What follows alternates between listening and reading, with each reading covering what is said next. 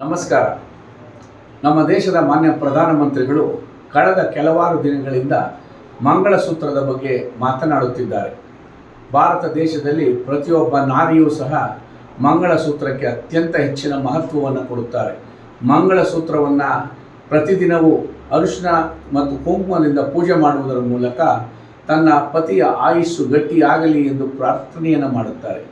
ಈ ರೀತಿಯಲ್ಲಿ ಇರುವಂತಹ ಸಂದರ್ಭದಲ್ಲಿ ನಮ್ಮ ಪ್ರಧಾನಮಂತ್ರಿಗಳು ಮಂಗಳಸೂತ್ರದ ಬಗ್ಗೆ ಮಾತನಾಡಿರುವುದು ಬಹಳ ಸಂತೋಷದ ಸಂಗತಿ. ಆದರೆ ಅವರಿಗೆ ಕೆಲವು ವಿಚಾರಗಳು ಈ ಸಂದರ್ಭದಲ್ಲಿ ನೆನಪಿಗೆ ಬಂದಿಲ್ಲದೆ ಇರುವುದು ಅತ್ಯಂತ ನೋವಿನ ಸಂಗತಿಯಾಗಿದೆ.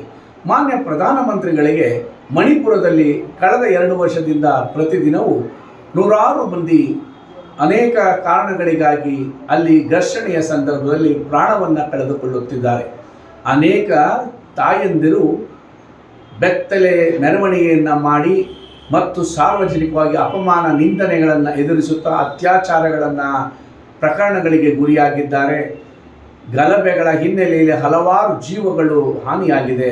ಅದೆಷ್ಟು ಮಂದಿಯ ಮಂಗಳಸೂತ್ರಗಳು ಮಾಯವಾಗಿದೆ. ಮಾನ್ಯ ಪ್ರಧಾನಮಂತ್ರಿಗಳಿಗೆ ತಮಗೇನಾದರೂ ಅರಿವಿದೆಯೇ?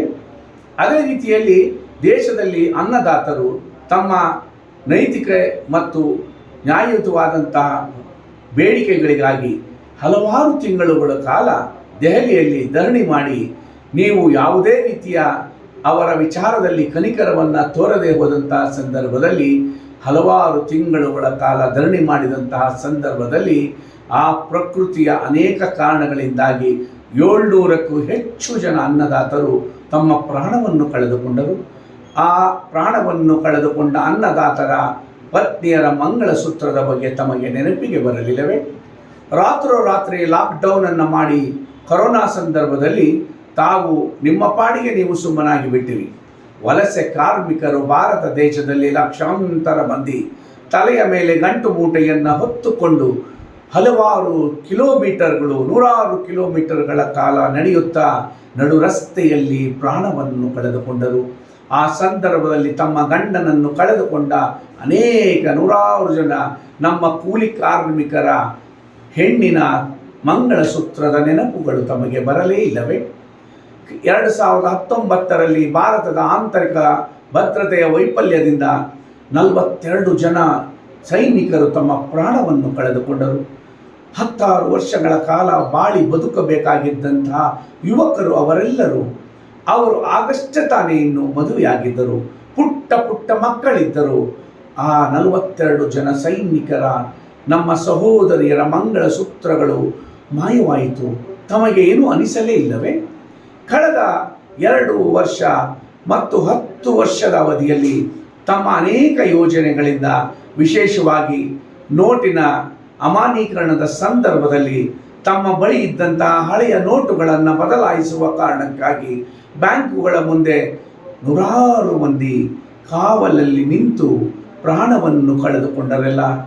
ನಡು ರಸ್ತೆಯಲ್ಲಿ ಬ್ಯಾಂಕುಗಳ ಮುಂದೆ ಪ್ರಾಣವನ್ನು ಕಳೆದುಕೊಂಡಂತಹ ಆ 100 ಮಂದಿಯ ಪತ್ನಿಯರ ಮಂಗಳಸೂತ್ರದ ನೆನಪುಗಳು ತಮಗೆ ಬರಲೇ ಇಲ್ಲವೇ?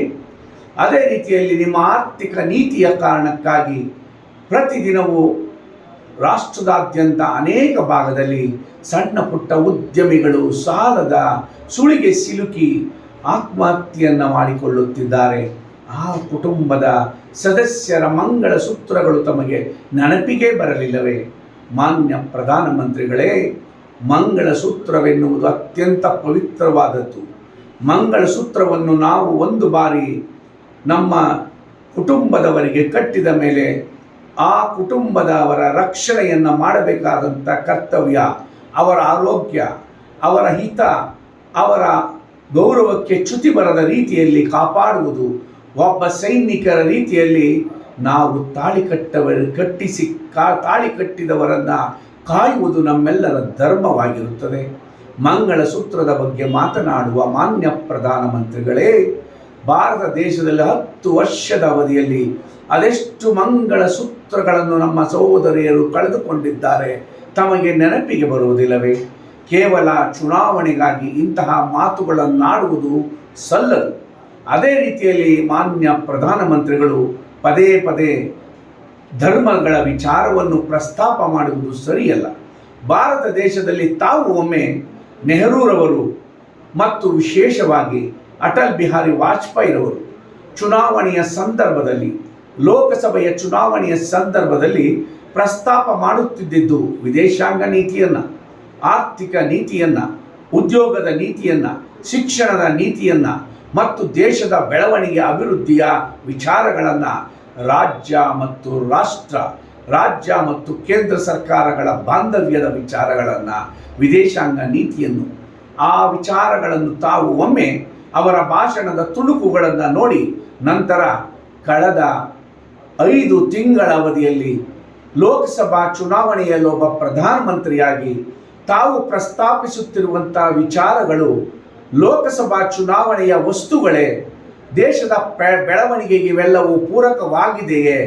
ದ್ವೇಷದ ಅಸೂಯೆಯ ಮಾತುಗಳು ದೇಶವನ್ನಾಳುವ ಮನೆ ಯಜಮಾನನಿಂದ ಬರಬಾರದು. ಮಾನ್ಯ ಪ್ರಧಾನಮಂತ್ರಿಗಳೇ, ತಮ್ಮ ದೃಷ್ಟಿಯಲ್ಲಿ ತಾವು ಈ ದೇಶದ ತಂದೆಯ ಸಮಾನದಲ್ಲಿದ್ದೀರಾ. ನಿಮಗೆ ದೇಶದಲ್ಲಿರುವ ಎಲ್ಲ ಧರ್ಮದ ಜನರು ನಿಮ್ಮವರು ಎನ್ನುವ ಭಾವನೆಯಿಂದ ತಾವು ಅವರ ಹಿತವನ್ನು ಕಾಯಬೇಕು. ರಾಜಕಾರಣಕ್ಕಾಗಿ, ಚುನಾವಣೆಗಾಗಿ, ಮತಗಳಿಗಾಗಿ ಧರ್ಮಗಳ ನಡುವೆ ವೈರತ್ವವನ್ನು, ಧರ್ಮಗಳ ನಡುವೆ ಅಸಮಾನತೆಯನ್ನು, ಧರ್ಮಗಳ ನಡುವೆ ಅವಿಶ್ವಾಸವನ್ನು ಮೂಡಿಸುವಂತಹ ಕಾರ್ಯವನ್ನು ಮಾಡುವುದರಿಂದ ಒಟ್ಟಾರೆ ಸಮಾಜದ ಸ್ವಾಸ್ಥ್ಯ ಹಾಳಾಗುತ್ತದೆ. ದಯಮಾಡಿ ಮಾನ್ಯ ಪ್ರಧಾನಮಂತ್ರಿಗಳೇ, ಇನ್ನು ಮುಂದಿನ ದಿನಗಳಲ್ಲಿ ತಾವು ಮಾತನಾಡುವ ವಿಚಾರಗಳು ರಾಷ್ಟ್ರದ, ಅಂತಾರಾಷ್ಟ್ರದ ವಿಚಾರಗಳಿಗೆ ಸಂಬಂಧವಾಗಿದ್ದರೆ ಒಳಿತು. ಇಲ್ಲದಿದ್ದರೆ ನಿಮ್ಮ ಚುನಾವಣೆಯ ಭಾಷಣವೆಲ್ಲವೂ ಸಹ ಒಂದು ಕೇವಲ